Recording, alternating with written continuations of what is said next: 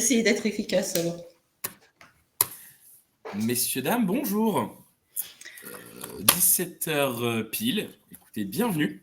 On va commencer l'événement et les retardataires nous rejoindront au fur et à mesure. Bonjour, bienvenue à toutes et à tous pour ce webinaire consacré au sujet « Je souhaite me reconvertir » dans le cadre des semaines de l'évolution professionnelle qui sont organisées, je vous le rappelle, par l'APEC, le réseau EVA, le groupement Évolution, la BGE Guyane, Anta-RH Corse, en association avec les partenaires aussi nationaux et régionaux. Voilà, je vous rappelle que vous pouvez nous retrouver du 4 au 15 octobre. Avant de commencer, bonjour à tout le monde. Je vois tout le monde sur le côté dans le chat. Bonjour à toutes et à tous. Pour rappel, quelques petites règles, quelques petites consignes. On est nombreux, tant mieux. Le sujet est intéressant et j'espère que vous allez apprécier. Quelques petites règles. N'oubliez pas que vous avez la possibilité de poser vos questions via l'onglet « Questions » qui est sur le côté ou via le chat. N'hésitez surtout pas. Normalement, on doit vous y répondre à la fin du webinaire, sauf qu'effectivement, on va déroger un petit peu à la règle aujourd'hui. On n'hésitera pas à vous répondre au fur et à mesure, effectivement, de manière à ne pas trop perdre le fil du sujet. Et vous pourrez surtout, alors, petite fonctionnalité du Livestorm, vous pouvez voter pour les questions qui vous intéressent le plus pour les faire remonter. Mais rassurez-vous, si vous n'avez pas de vote, votre question sera quand même traitée. Je vais me présenter et présenter surtout notre intervenante, ce qui est quand même de plus important. Enis Saoudi, je suis en charge de la promotion et des partenariats pour le CEP, pour le groupement Évolution CEP Hauts-de-France. Et je vais laisser Darlène Désir, notre intervenante, se présenter. Merci Enis, bonjour à tous. Donc Darlène Désir, je suis conseillère en évolution professionnelle sur le groupement Évolution et j'interviens sur la région lilloise. Merci Darlène. Juste avant de te laisser parler, parce que ce que tu vas dire sera beaucoup plus important que ce que je dis, pour remettre dans le cadre, merci à toutes et tous vraiment d'être présents pour ce webinaire. Je vous rappelle simplement que du lundi 4 au vendredi 15 octobre, tous les intervenants que je vous ai cités auparavant, qui sont les opérateurs en conseil en évolution professionnelle, vous proposent les semaines de l'évolution professionnelle. L'objectif de cet événement, c'est un événement 100% digital, gratuit et accessible à tous, qui place, comme son nom l'indique, l'évolution professionnelle au cœur d'un programme de plus de 100 webinaires thématiques. Voilà, bienvenue donc pour ce webinaire. Je souhaite me reconvertir. Darlène, je te laisse la main. Je suis sur le côté, je n'hésiterai pas à te couper pour toutes les questions qui vont concerner ta présentation. Très bien, merci Enis d'être là aussi pour m'interpeller sur les questions qui vont arriver. Donc cet après-midi, nous allons voir un sujet, ma foi, très important. Je veux me reconvertir.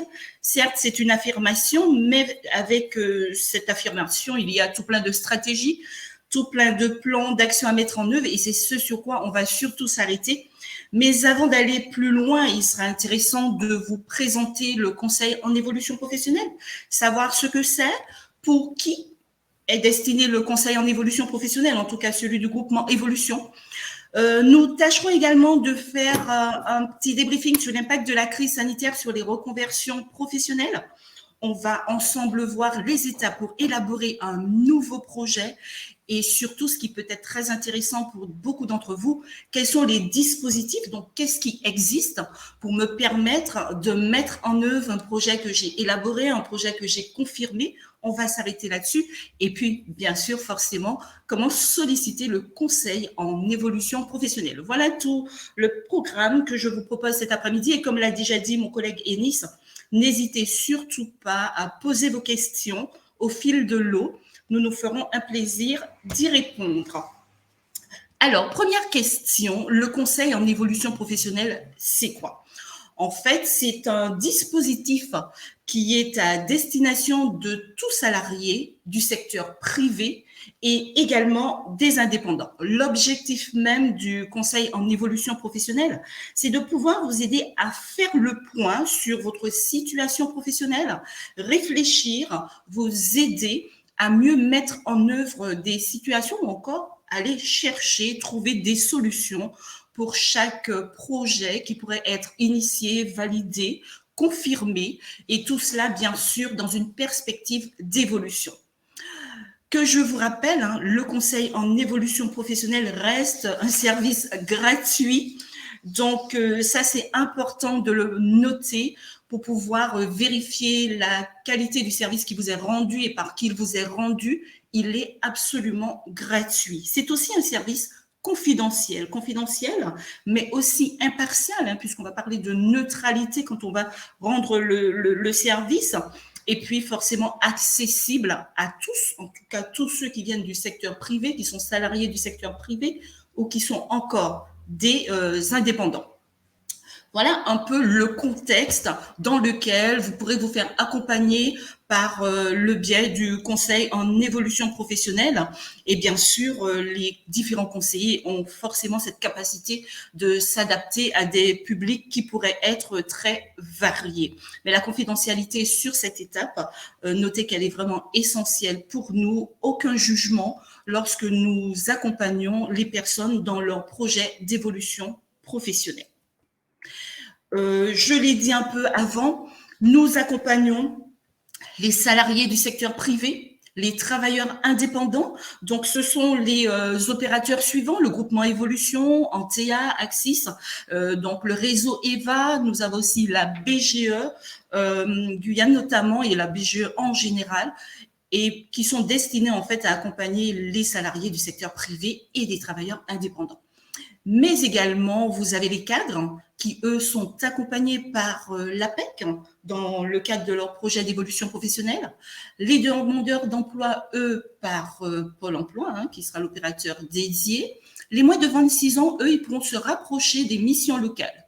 Et les personnes en situation de handicap pourront trouver leur écho auprès du Cap emploi. Dans tout état de cause, s'il y a ces spécificités, autrement dit, APEC pour les cadres, les missions locales pour les moins de 26 ans et les personnes en situation de handicap accompagnées par le Cap emploi, nous accompagnons toutes ces typologies de bénéficiaires, sauf les demandeurs d'emploi. Donc, au niveau du groupement Évolution, nous accompagnons les cadres également. S'ils ont fait le choix d'être accompagnés par nous, bien sûr, nous allons toujours leur donner l'information de qui sera leur opérateur privilégié, mais ils ont la possibilité de choisir, de même que les jeunes de moins de 26 ans ou encore toute personne en situation de handicap. Donc, voilà pour qui est destiné le conseil en évolution professionnelle.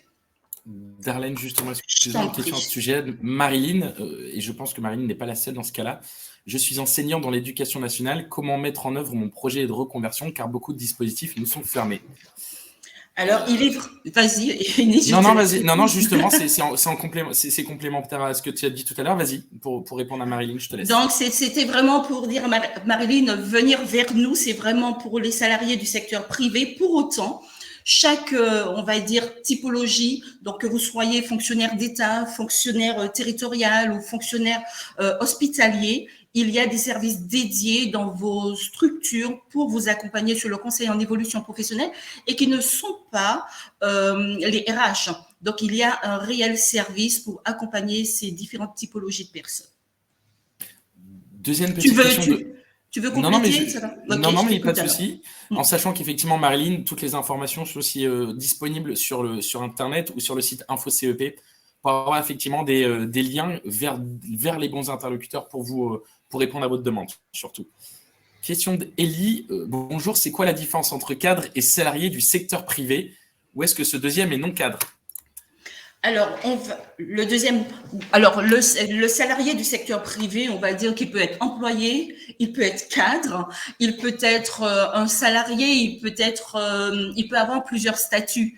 Le fait de parler de cadre, on parle plus de statut de personne. Ça ne signifie pas que ce ne soit pas des salariés du secteur privé, mais c'est un statut en termes de responsabilité au sein de son entreprise d'une part, mais surtout en termes de diplôme. Mais rassurez-vous, Elie, que vous soyez cadre, non cadre, salarié, surtout du secteur privé, le CEP s'adresse à vous. Effectivement, Darlène a parlé de cadre tout à l'heure, parce que on vous a parlé de l'APEC, qui est un organisme effectivement qui est spécifique tout simplement pour les cadres. Voilà, mais aucune différence, rassurez-vous, dans le traitement du CEP. J'entends encore des petits bips. Tu as d'autres questions? Non, on te remercie. On peut avancer. D'accord, très bien. Donc maintenant, on va essayer de considérer l'objectif du conseil en évolution professionnelle. Je le disais à l'instant que l'objectif même, c'est de pouvoir vous accompagner sur l'élaboration d'un projet.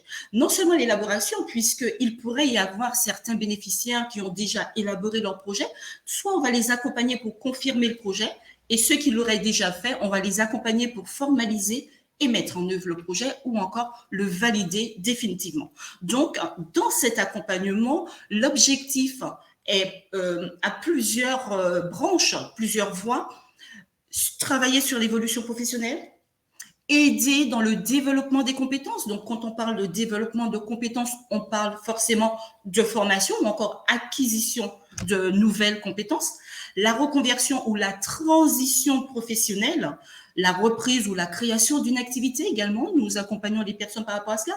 Une certification professionnelle qui est visée, la mobilité interne ou externe d'un salarié. Voilà un peu sur quoi est-ce que l'on pourrait s'appuyer ou encore être, on va dire, d'une utilité dans le cadre d'un accompagnement pour élaborer, confirmer ou valider un projet professionnel.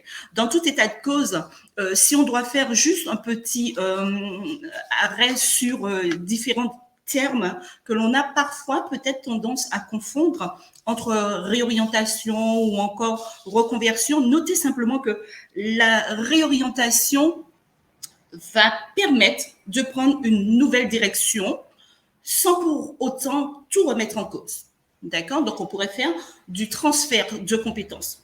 Quand on va parler par contre de reconversion, là, on est dans un changement de métier. Et ce changement de métier sera opéré par un changement également de qualification. Donc, cela suppose qu'il y ait des formations pour pouvoir amener à ce changement. Voilà. Et donc, du coup, forcément, faire le deuil de son emploi précédent et l'oubli total de cette activité, puisqu'on va sur quelque chose de complètement différent. Voilà un peu pour tout ce qui va concerner la réorientation ou encore la reconversion. Donc, dans tout l'accompagnement, nous serons, on va dire, acteurs avec vous sur ces différentes étapes.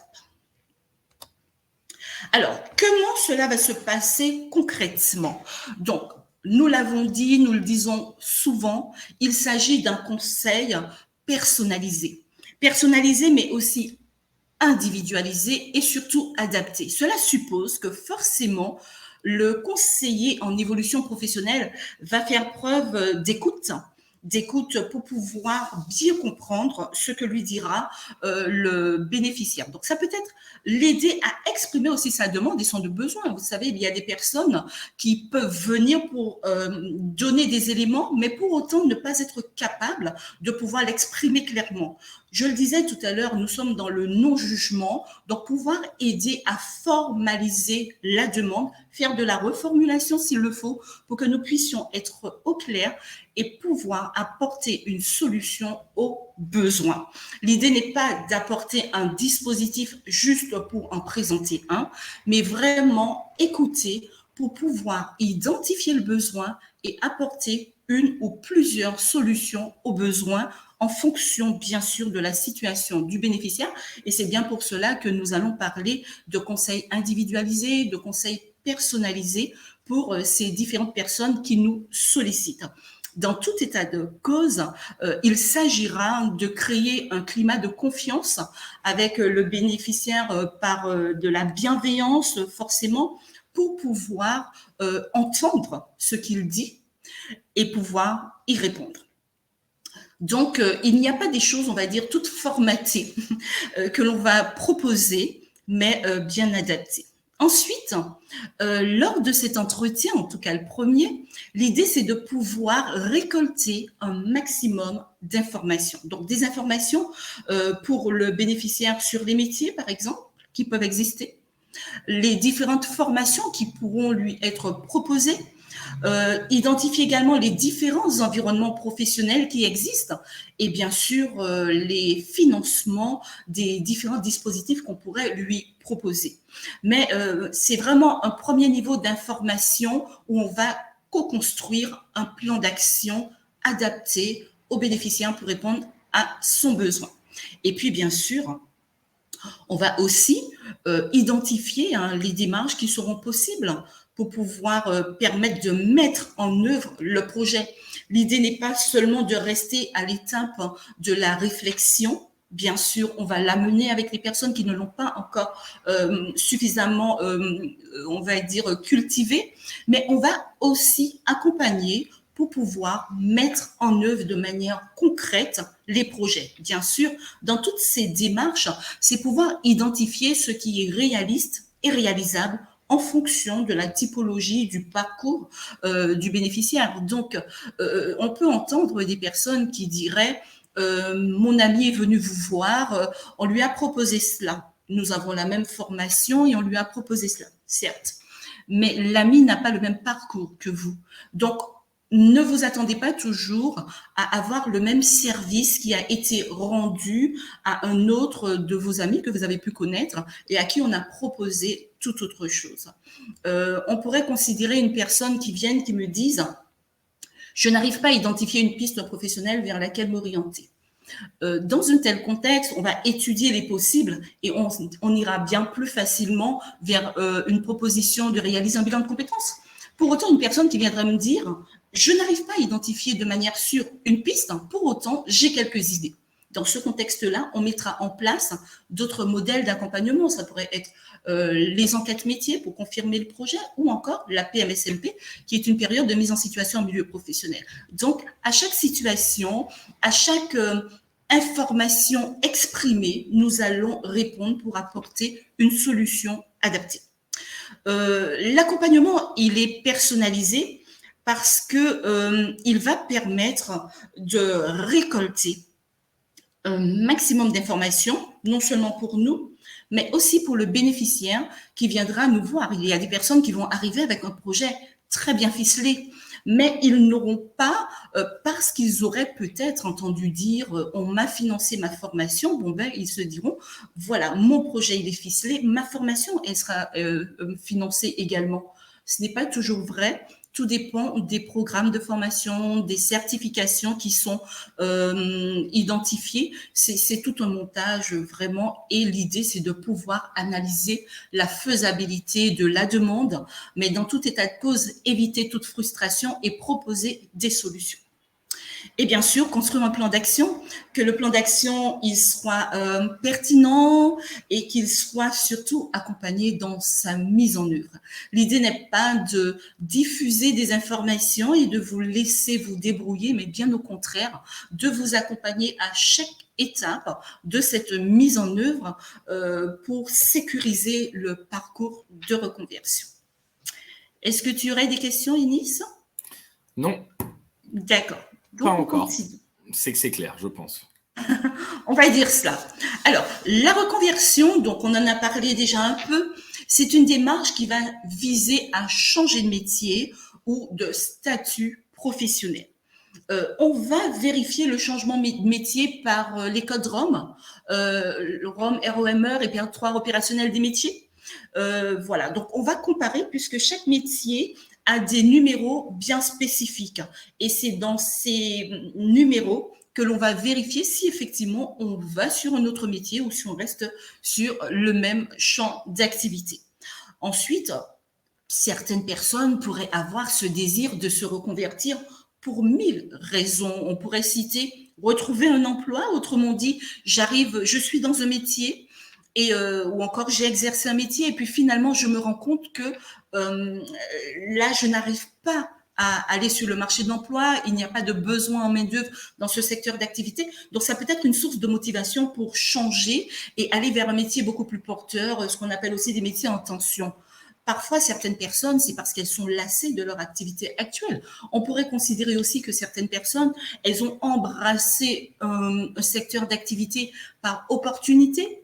Il y a quelques années, il y avait cette opportunité, je me suis positionnée dessus, ça a marché, j'ai évolué, mais ce n'était pas un métier par choix. Donc, quand on va aller vers la reconversion, on va enfin décider de choisir une activité professionnelle qui va répondre soit à nos valeurs, soit à nos besoins profonds, pour pouvoir trouver un juste équilibre entre vie personnelle, vie professionnelle, par rapport à nos valeurs au travail. Voilà, et puis il y a des personnes aussi qui ont envie d'aller vers un métier dont elles rêvent depuis toujours, mais elles n'avaient pas la possibilité de pouvoir le faire. Dans tout état de cause, la reconversion va permettre de concrétiser un nouveau projet. Donc, si effectivement vous souhaitez changer de métier, être accompagné par un conseiller en évolution professionnelle est aidant dans le sens où le conseiller en évolution professionnelle, il va être là pour sensibiliser, pour donner des solutions, pour répondre aux questions que vous avez, histoire que vous soyez au clair. Et lorsque vous avancez dans ce projet, vous soyez serein. Vous savez, tant qu'on a une idée imprécise, on n'est pas forcément serein dans les étapes à investir. Mais à partir du moment où les choses se précisent, où les choses deviennent claires, on sait où on va, par quels moyens on y va. Partant de là, on peut plus facilement avancer dans son projet de reconversion professionnelle. Cela suppose également qu'il y ait non seulement une connaissance du métier vers lequel on tend en tant que tel, mais également une connaissance de soi. Mieux je me connaîtrai, mieux je saurai ce qui est bien ou bon pour moi. Et mieux je pourrai m'investir dans tout état de cause. Darlène, excuse-moi. Je t'en prie. Alors, je reviens juste un tout petit peu en arrière parce que les questions sont arrivées juste au moment où tu as commencé la reconversion. Question de Rose-Hélène qui nous dit, est-ce que cela peut nous aider, donc est-ce que le conseil en évolution professionnelle peut nous aider aussi à savoir proposer nos services et les tranches de rémunération que l'on peut avoir compte tenu du secteur dans lequel on souhaite s'orienter? Oui, absolument, puisque de toute façon, en fonction non seulement le secteur, mais aussi la région, puisque les salaires sont impactés non seulement par le métier, par le secteur d'activité, par la région dans laquelle aussi on va travailler. Et ces éléments-là, les grilles de salaire, les conseillers en évolution professionnelle peuvent vous en faire part. J'ai oublié le début de ta question, tu peux reprendre parce qu'il y avait plusieurs questions. Est-ce que cela peut nous aider aussi à savoir proposer nos services et les tranches de rémunération? Non, mais c'était bien.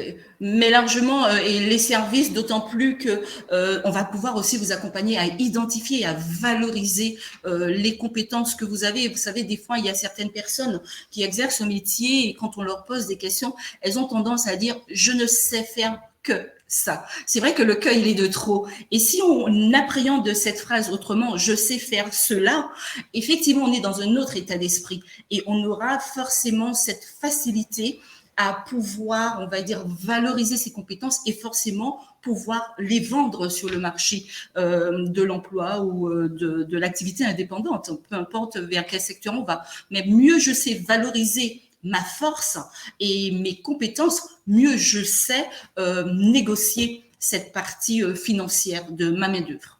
Et en complément de ce que tu dis, effectivement, pour répondre à la question de Rose-Hélène, sachez que votre conseiller en évolution professionnelle, quel que soit l'endroit où vous serez, effectivement, à la connaissance de votre bassin. C'est-à-dire que vous n'allez pas travailler avec un conseiller en évolution professionnelle d'une autre région ou d'une autre ville. C'est-à-dire que votre conseiller va avoir les connaissances du bassin. Effectivement, toutes les données du marché sont différentes selon le bassin. Voilà, j'espère qu'on a répondu. Et une petite question que tu connais très bien, qu'on a très souvent, Darlène, qui est de Nathalie, qui nous dit quelle est la différence entre le CEP et un bilan de compétences. Alors, le bilan de compétences, je préfère commencer par le bilan de compétences et terminer par ce que nous proposons. Le bilan de compétences, d'une part, c'est déjà un dispositif payant. A contrario, le conseil en évolution professionnelle, c'est un accompagnement gratuit. Le bilan de compétences va être aidant parce qu'il va aider une personne à réaliser non seulement l'identification de ses compétences, mais aussi identifier un potentiel qui jusque-là aurait pu ne pas être exploité.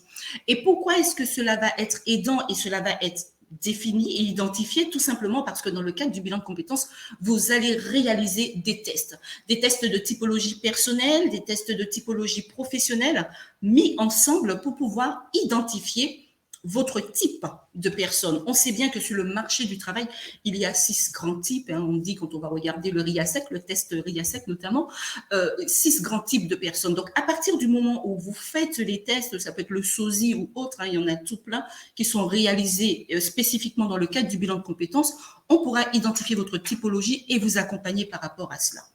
Maintenant, le conseil en évolution professionnelle, lui, il va peut-être vous aider à identifier des compétences au travers de fiches techniques que nous avons sur notre espace Info CEP qui pourraient vous être transmis par votre conseiller en évolution professionnelle.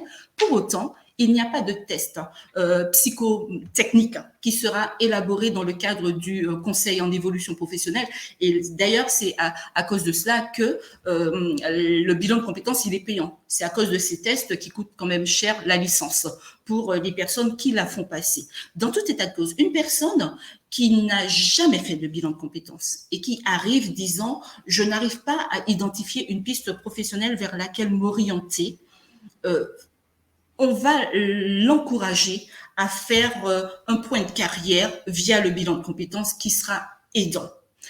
Une personne qui me dit « j'ai déjà fait un bilan de compétences, pour autant rien n'a été identifié de manière claire et sûre, ou en tout cas ça ne fait pas naître un réel intérêt ».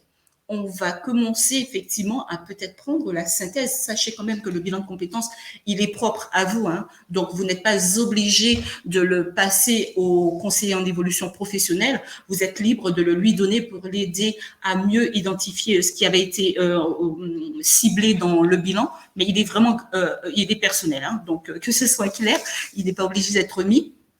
Mais au travers de cela, au travers d'échanges, au travers de ces différentes fiches techniques, nous allons pouvoir identifier des compétences en termes de savoir, savoir-faire et savoir-être et mieux orienter vers une piste professionnelle qui pourrait vous correspondre. Donc, je dis bien orienter. Cela suppose que derrière cette préconisation d'orientation, il y a tout un travail d'exploration et d'investigation pour cristalliser, on va dire, cet aspect des choses et savoir exactement vers quel métier je m'oriente. Donc, voilà un peu la différence entre les deux, mais le conseiller en évolution professionnelle n'est pas du bilan de compétences, c'est de l'accompagnement sur la reconversion. Tu as d'autres questions, Enis? Oui, j'ai d'autres questions. J'ai effectivement Olivia qui me dit vous dites que l'interlocuteur connaît le bassin dans lequel on se trouve. Cela veut dire qu'il vaut mieux faire un CEP ailleurs si l'on sait que l'on ne souhaite pas forcément rester dans la région actuelle, ou cela n'est-il pas primordial? Tout dépend. J'ai envie de répondre immédiatement, et Enis, tu vas me compléter s'il le faut. J'ai envie de dire, si je sais que je vais changer de bassin et que les métiers ne sont pas les mêmes, effectivement, pourquoi ne pas attendre? Mais si pour autant je souhaite rencontrer un conseiller en évolution professionnelle, je pense que ça peut être une bonne démarche déjà de rencontrer un conseiller en évolution professionnelle dans votre région et eu égard au projet, eu égard aux éléments, aux informations que vous lui donnerez, lui de son côté, il saura si effectivement il vaut mieux cibler un autre conseiller dans une autre région. Pour autant, les projets, ils sont nationaux et les conseillers, ils sont spécifiques, on va dire, dans leur bassin, mais ça ne veut pas dire qu'ils sont ignorants de ce qui se passe dans les autres bassins. Merci. Jean-Luc qui nous dit combien coûte un bilan de compétences. Je vais répondre tout de suite, Jean-Luc. C'est du simple au double, au triple. Donc, sur ça, effectivement, voilà, on ne va pas pouvoir vous donner de chiffres aujourd'hui. J'avoue que, alors, donc, question de Rose-Hélène qui nous dit j'avoue que je ne saisis pas trop, comme Nathalie, la différence entre le CEP et le bilan de compétences. D'autant que quand vous dites qu'on ne fait pas de test pour le CEP, j'ai pourtant entendu parler du test Motiva. Alors, le conseil en évolution professionnelle ne fait pas de test psychotechnique, ce qui est le cas dans le cadre de bilan de compétences. Nous avons des fiches techniques. Maintenant, il y a des conseillers qui sont habitués peut-être à faire du bilan de compétences et qui vont aller utiliser le test Motiva, mais ça ne fait pas partie des outils du conseil en évolution professionnelle. Nous avons des fiches sur lesquelles nous allons faire le point avec le bénéficiaire dans son évolution. Nous ne faisons pas de bilan de compétences puisque dans le cadre du conseil en évolution professionnelle, nous ne sommes pas organisme de bilan de compétences. Donc, le bilan de compétences ne fait pas partie des prérogatives du conseil en évolution professionnelle. Je rappelle que le bilan de compétences, c'est un accompagnement sur 24 heures étalé sur 2 à 4 mois. Le conseil en évolution professionnelle, globalement, nous sommes dans un accompagnement, si on considère depuis le premier entretien, de 6 heures, donc, et un renforcement sur les 4 heures. Donc, nous ne sommes pas du tout dans les mêmes, on va dire, approfondissement. Le bilan de compétences, on pourrait considérer qu'il va permettre à un bénéficiaire d'identifier une piste professionnelle. Tandis que le conseil en évolution professionnelle, il va permettre de mettre en œuvre le projet qui a été identifié en mobilisant tous les dispositifs qui permettraient de faire financer une formation, par exemple, ce que le bilan de compétences ne va pas permettre. Pouvoir mobiliser un dispositif qui permettrait à un salarié de se séparer de son employeur, par exemple. Voilà. Donc, on va dire que l'identification des compétences d'un salarié est une des missions du conseil en évolution professionnelle, mais n'est pas le cœur même du conseil en évolution professionnelle, puisque au-delà d'identifier, il faut pouvoir mettre en œuvre et confirmer pour mettre en œuvre. Tandis que le bilan de compétences, il va s'arrêter à l'identification d'une piste professionnelle. Super. Merci beaucoup, Darlene. Je te laisse continuer sur la reconversion. OK. Donc, différentes étapes dans le cadre des étapes pour pouvoir élaborer et mettre en œuvre un projet professionnel. Et on verra immédiatement la différence avec le bilan de compétences. C'est pouvoir identifier les ressources, motivations et valeurs de la personne. Ça, c'est important. On va l'aider aussi à faire le point sur son parcours, identifier, valoriser ses compétences, donc avoir, on va dire, un regard complètement différent sur ce qu'il a fait, valoriser ce qu'il a fait et puis aider à explorer des métiers, des débouchés, choisir un projet professionnel principal, mais peut-être aussi mettre d'autres projets à côté au cas où, recherche de formation, recherche de dispositifs pour faire financer la formation ou encore les meilleurs dispositifs qui permettraient d'accéder à cette formation. On va également aider à étudier toutes les possibilités de financement qui pourraient exister jusqu'à pouvoir mettre en place le plan d'action et enfin se positionner sur le marché de l'emploi. Voilà, donc nous ne sommes pas seulement sur, on pourrait dire, la toute première ligne, faire le point, identifier, etc. Donc, ce sont des éléments que nous apportons pour pouvoir être sûr que nous pouvons accompagner cette personne vers son projet, mais c'est aussi pouvoir mettre en œuvre le projet jusqu'à l'étape de la mise en œuvre. Et bien sûr, nous allons voir les autres aspects de ce qui va faire le cœur du métier du conseiller en évolution professionnelle, les différents dispositifs de reconversion qui existent et qui permettraient d'accompagner de manière sereine les bénéficiaires. Alors, bien sûr, vous en avez certainement déjà entendu parler, le CPF, le compte personnel de formation. Donc, il est tout salarié et tout travailleur indépendant a un compte personnel de formation. Donc, pour les travailleurs indépendants depuis 2018, juillet 2019, ils vont apparaître avec une rétroaction sur les 2 années précédentes. Et dès que l'on va accéder à la vie active, donc, dès que l'on va aller sur le marché du travail, on va commencer à cumuler des droits en formation à raison de 500 € par salarié ou encore 800 € pour les personnes qui ont un bas niveau de qualification, donc qui ont un niveau de qualification CAP, ou encore pour toute personne qui serait en situation de handicap, donc 500 € par an ou 800 € par an avec un plafond de 5 000 € ou de 8 000 €. Cela suppose qu'à partir du moment où votre compte personnel de formation aura atteint ces fameux 5 000 € ou 8 000 €, il ne va pas continuer à être alimenté. D'où l'intérêt de d'utiliser ces droits de formation pour financer des formations s'il y a besoin, et les formations qui pourraient être financées par le compte personnel de formation. Ce sont toutes les formations certifiantes et qualifiantes que vous trouvez sur votre CPF. Des formations sur l'accompagnement à la création d'une entreprise, tout ce qui pourrait être également la validation de blocs de compétences, financer une VAE. Ça pourrait être également financer un bilan de compétences, les formations qui sont liées à des missions de bénévolat, permis C, permis EC, voilà. Et puis aussi la certification CLEA. Le compte personnel de formation, vous pourrez le mobiliser pour toutes ces certifications, tous ces diplômes, qu'ils soient certifiants ou qualifiants. Voilà.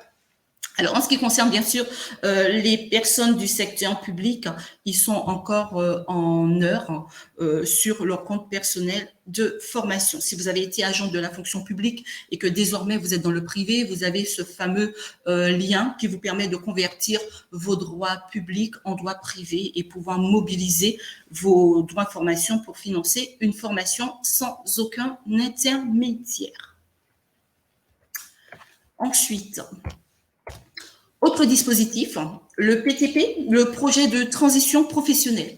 Le projet de transition professionnelle est à destination de tous les salariés, que ce soit des salariés en CDI, en CDD, intermittents, intérimaires, selon bien sûr, alors en ce qui concerne les intermittents intérimaires, c'est selon des critères bien spécifiques. Le projet de transition professionnelle peut être mobilisé essentiellement pour changer de métier ou de profession. Donc, le changement de métier, je l'ai dit tout à l'heure, le code ROM, le code NAF, la convention collective vont venir le prouver. Il faut absolument que ce soit une formation qui soit éligible et avec un organisme de formation référencé, Datadoc ou Calliope. Ça, c'est important. Et une déclaration d'activité et qu'il y a bien sûr une déclaration d'activité valide. Maintenant, il y a des publics prioritaires dans le cadre du projet de transition professionnelle. On pourrait penser aux personnes qui ont un bas niveau de qualification, des personnes qui ont un niveau de qualification CAP, BEP, des personnes qui sont reconnues inaptes ou encore qu'il y a une inaptitude reconnue ou avérée. Elles font partie des bénéficiaires prioritaires, des entreprises qui ont moins de 50 salariés. Et puis, bien sûr, des formations de 12 mois d'affilée maximum ou encore des blocs de compétences. Voilà. Et puis après, il y a aussi toutes les priorités régionales qui restent spécifiques. Maintenant, il faut noter que dans le cadre du projet de transition professionnelle, vos droits de formation seront mobilisés entièrement. Pas pour financer, pas pour servir d'apport au financement de la formation, mais ils seront, c'est le principe du PTP, les droits vont disparaître directement, totalement de votre compte personnel de formation. Et bien sûr, cette formation, le projet de transition professionnelle peut se réaliser pendant le temps de travail. Dans ce contexte-là, vous devez faire une demande d'autorisation d'absence à votre employeur 120 jours avant le début de la formation, si cette formation est égale à la durée de la formation est égale à 6 mois et plus. Et 60 jours avant le début de la formation, si cette formation est inférieure à 6 mois. Et vous pouvez également réaliser votre formation hors temps de travail. Et dans ce contexte-là, on va financer que le coût pédagogique de la formation. Tu as des questions, ça va? Oui, alors j'ai une question, je suis désolé, on a un petit décalage avec toi par rapport à la lecture des slides. C'est juste pour le CPF, Darlene. On a une question donc de Rosélène. Alors j'espère que j'écorche pas, et Rosélène, depuis le temps que je prononce votre prénom depuis tout à l'heure. Imaginons qu'on ait deux statuts, salarié et travailleur non salarié. Comment mobiliser le CPF? Alors, si vous avez un statut de chef d'entreprise indépendant et un statut de salarié, normalement, vous avez des onglets, vous avez la même page, j'ai envie de dire. Il n'y a pas une page salarié et une page indépendant. Dès lors que vous avez créé votre compte personnel de formation, vous avez sur ce compte personnel de formation toute la somme que les droits de formation, la totalité de vos droits de formation. Cela suppose que même si les deux statuts sont portés sur le compte personnel de formation, vous pouvez mobiliser la somme totale que vous voyez dans mes droits de formation. Merci Darlene. Par contre, et maintenant, donc, on va revenir sur le projet de transition professionnelle. Une question de Slimane. Slimane qui demande: l'employeur peut-il refuser la demande d'absence pour la formation? Alors, nous sommes sous la loi du 5 septembre 2018 sur la liberté de choisir son avenir professionnel. Et dans ce contexte-là, la loi dit que le salarié qui peut justifier de 12 mois d'ancienneté et qui fait sa demande d'autorisation d'absence dans les temps, dans ce cadre-là, l'employeur ne peut pas refuser. Pour autant, l'employeur pourrait reporter de 9 mois maximum le départ en formation du salarié s'il peut prouver qu'il y a 2% de l'effectif de l'entreprise qui est sur un projet de transition professionnelle ou que l'absence de main-d'œuvre de l'employé à ce moment précis de son départ risque de compromettre sérieusement l'activité de l'entreprise. Donc ça, c'est ce que dit la loi, et puis il y a la loi, et puis les faits. Mais normalement, l'employeur ne peut plus refuser de laisser partir en formation son salarié si ce dernier répond aux critères éligibles. Merci Darlène. Une nouvelle question de Jean-Luc. Alors, hop, rebasculement sur le CPF. Jean-Luc qui demande à quel moment le CPF est-il crédité? Fin d'année, début d'année suivante? Le CPF est crédité en général. Après, ça dépend de la déclaration de la DAS, de vos employeurs, puisque c'est au niveau de la DAS que la Caisse des dépôts et de consignation récupère les données. Mais en général, globalement, les droits de formation pour l'année suivante arrivent au 30 avril, vers le 30 avril au plus tard. Merci Darlène. Je te laisse tranquille maintenant. Je t'en prie. Je voulais juste rajouter quelque chose pour le projet de transition professionnelle. Voilà. Pour la personne qui a posé la question, est-ce que l'employeur pouvait refuser? Notez que la demande d'autorisation d'absence, c'est un courrier écrit qui est adressé à votre employeur. Il y a des modèles que vous pourrez récupérer sur les sites Transition Pro ou que votre conseiller en évolution professionnelle pourra vous donner. Et votre employeur devra, à 30 jours, pour vous répondre également par écrit. Donc, bien sûr, un courrier remis en main propre contre signature ou encore lettre recommandée avec accusé de réception. Le dispositif démissionnaire. Effectivement, il y a ce nouveau dispositif qui prend effet depuis le 1er janvier 2020 pour permettre à un salarié qui a un projet, on va dire, à réaliser hors de son entreprise. Donc, ça peut être un projet de création ou de reprise d'entreprise ou encore un projet de formation, de pouvoir démissionner en gardant le bénéfice de ses allocations chômage sans aucun mois de carence. Pour autant, il y a 3 critères cumulatifs pour pouvoir mobiliser le dispositif démissionnaire. Premier critère, être en contrat CDI. Deuxième critère, pouvoir justifier de 5 années d'activité continue. Et troisième critère, avoir un projet de reconversion réel et sérieux. Notons bien que la notion de 5 années d'activité continue, dans cette expression, le mot continu est très important.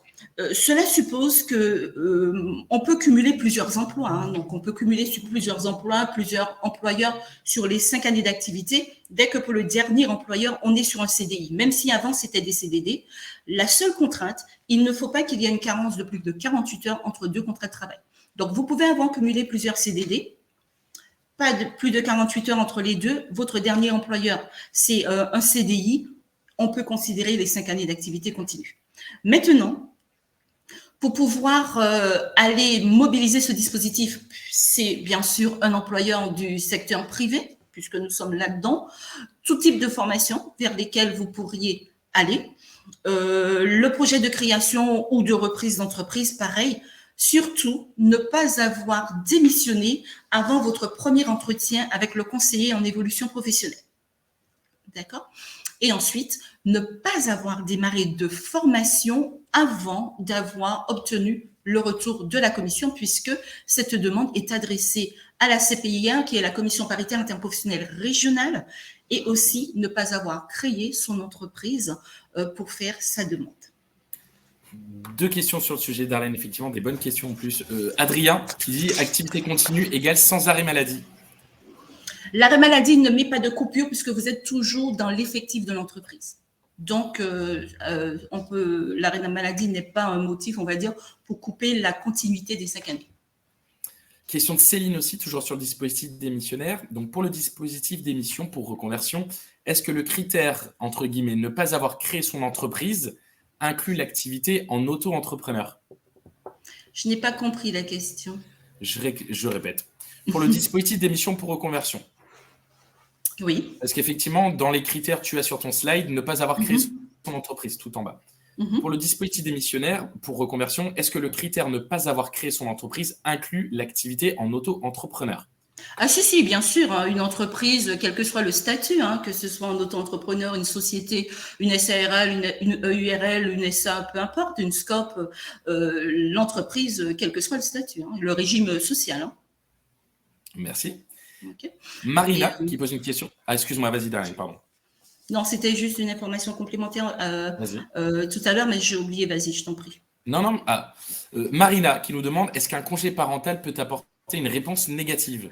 Voilà, c'est ce que je voulais, c'est sur cela que je voulais intervenir, sur les éléments qui risquent de ne pas, qui coupent la continuité des 5 années. Nous avons tout ce qui sera congé sans solde, le congé sabbatique, le congé parental ne coupe pas, et voilà.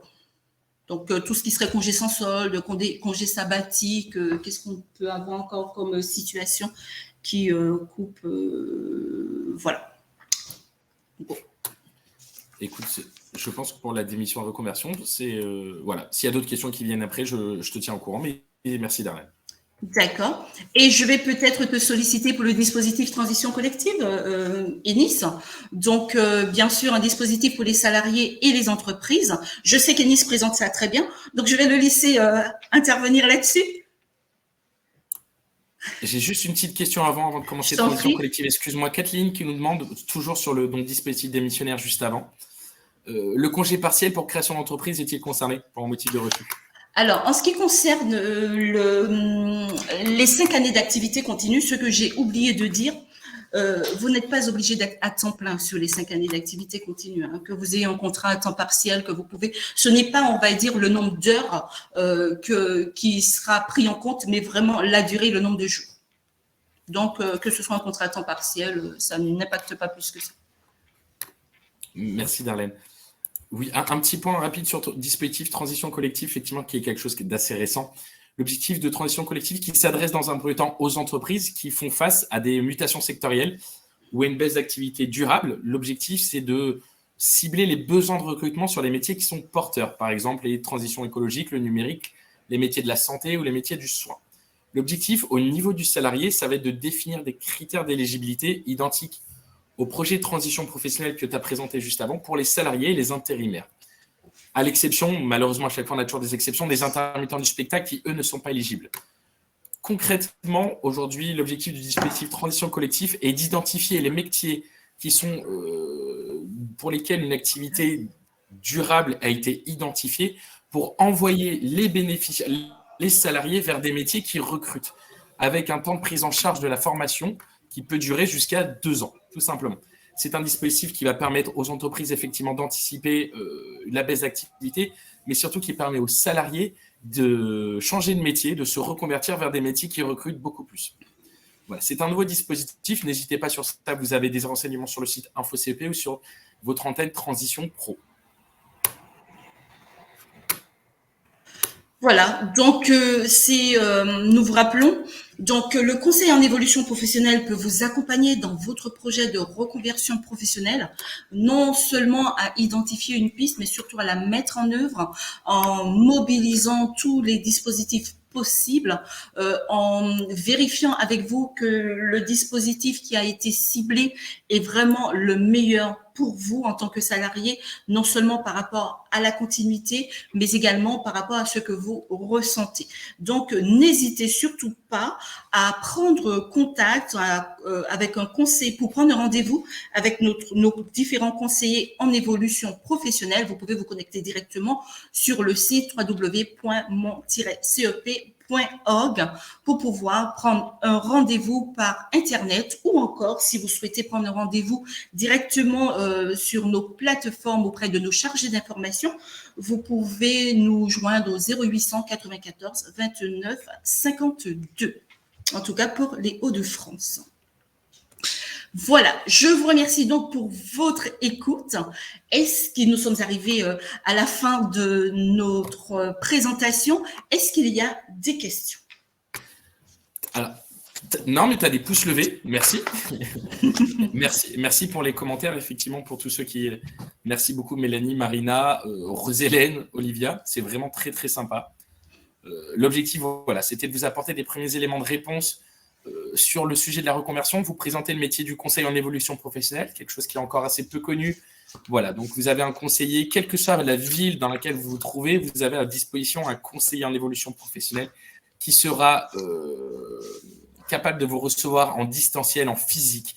Aujourd'hui, voilà, avec la conjoncture actuelle, on s'adapte à vraiment toutes les possibilités. N'oubliez pas que c'est un service gratuit, qui est confidentiel et gratuit. Vous pouvez être en activité, vous pouvez consulter un conseiller en évolution professionnelle Votre employeur ne le sait pas, même si on n'a rien à cacher, rassurez-vous.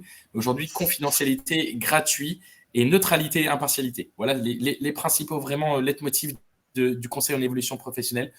Aujourd'hui, c'est quelque chose qui coûte rien à passer une porte, échanger avec un professionnel qui va pouvoir vous permettre de vous projeter sur une éventuelle reconversion professionnelle. Merci en tout cas pour vos questions. C'était vraiment très, très intéressant, même si le sujet était très intéressant aussi. Darlene, je te remercie vraiment beaucoup. Je te remercie, Ennis. Merci à tous ceux qui ont été présents. Et n'oubliez pas, nos semaines de l'évolution professionnelle continuent. Avec Exactement. plus de 100 sujets, de webinaires en tout cas, qui sont proposés. Jusqu'au 15 octobre. Jusqu'au 15 octobre, ce sujet du Je souhaite me reconvertir sera encore disponible dans les jours à venir. Soit vous pouvez le voir en replay si vous avez vraiment apprécié Darlene, soit seulement vous pouvez assister à d'autres webinaires sur le même sujet ou d'autres sujets dans les jours à venir jusqu'au, je vous dis, 15 octobre. Merci beaucoup. Voilà, merci à tous. Un très, très bon week-end. Merci à vous. J'ai posé une question, si vous pouvez regarder. Ah, excusez-moi, pardon, Véronique. Désolé, Véronique, j'étais sur le chat. Si on est suivi par un conseiller APEC, faut-il en discuter avec lui pour un éventuel rendez-vous reconversion professionnelle? Avec grand plaisir, Véronique. Votre conseiller APEC est un conseiller en évolution professionnelle aussi. Donc, n'hésitez surtout pas, c'est leur métier. Voilà, il aura vraiment toutes les questions pour répondre toutes les réponses pour répondre à votre question. Et je vous conseille l'APEC. N'hésitez surtout pas. Ok, merci. Pas de souci, au plaisir. Un bon week-end à tout le monde. Au revoir. Au revoir, Darlene.